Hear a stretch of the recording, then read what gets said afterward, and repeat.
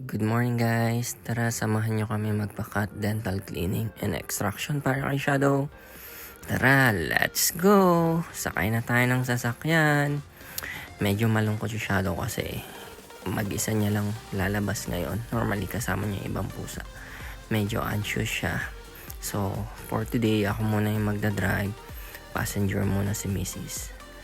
Passenger Princess. Ayan na. Tara, let's go! Drive na tayo. So, yung dental clinic, it's 2 minutes away lang. Kaya hindi mahirap puntahan. So, tara na. Pasok na tayo sa dental clinic. Ipasok na natin si Shadow. Tapos, mag-check-in na tayo para sa kanya. Then, after that, ipapasok natin siya sa room ng doctor. So, waiting na tayo. Then, tara, pasok na natin siya. Yan yung itsura ng doctor's room. Tapos, babalikan natin siya after 4 to 5 hours.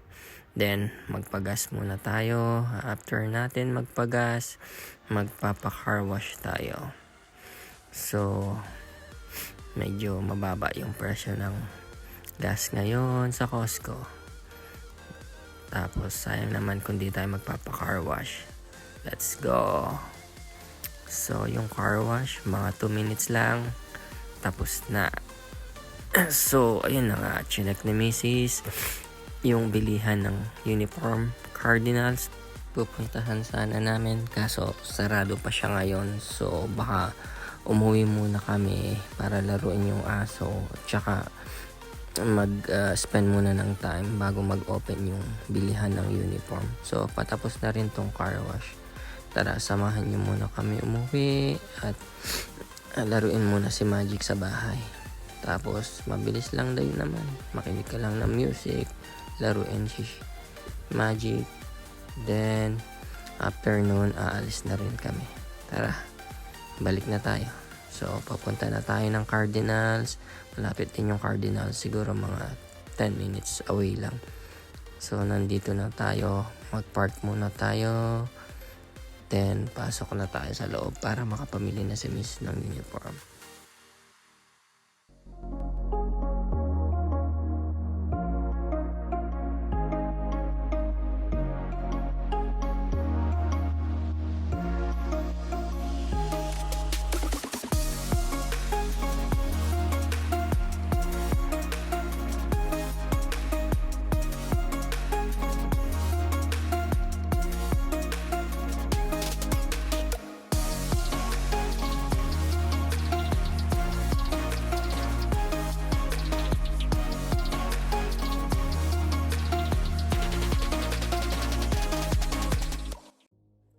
Tapos na tayo mamili ng uniform at labas na tayo. Sakay na tayo ng sasakyan.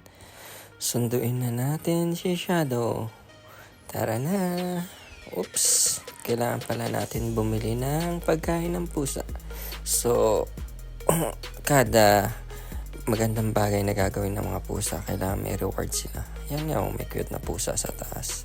So, ito na nga yung napamili natin. Ibigay natin kay Shadow yan at sa ibang mga pusa. Tara, check out na natin. So, lagay na natin sa plastic. Drive ulit si Mrs. papunta sa clinic. So, nandito na tayo sa clinic. Baba na tayo. Tara, sunduin na natin si Shadow.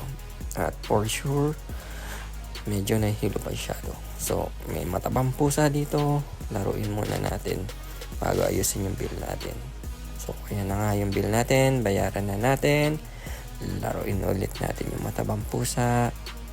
So, ayan na si Shadow. Medyo nahihilo pa yan. Tara, bitbitin na natin siya pabalik sa sakyan para mauwi na natin siya. Let's go! Sakay na. Si Mrs. ulit magdadrive para maasikaso natin si Shadow. Gaya ng sabi ko, 2 minutes away lang yung bahay namin sa dental clinic na yan. Tara na. Drive na si Mrs. Tapos, akyat ko na yung pusa sa taas. Tapos, papakawalan na natin siya. Bubuksan ko na yung cage niya.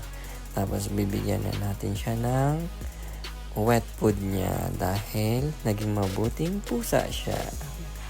Anyway, si Shadow yung pinakamabait na pusa. Tara, pakainin na natin siya. Kung mapapansin nyo yung dibdib niya is shinave nila kasi meron siyang makapal na hairball. Pakainin natin si Shadow. Thank you ulit. Salamat sa panonood. Next time ulit.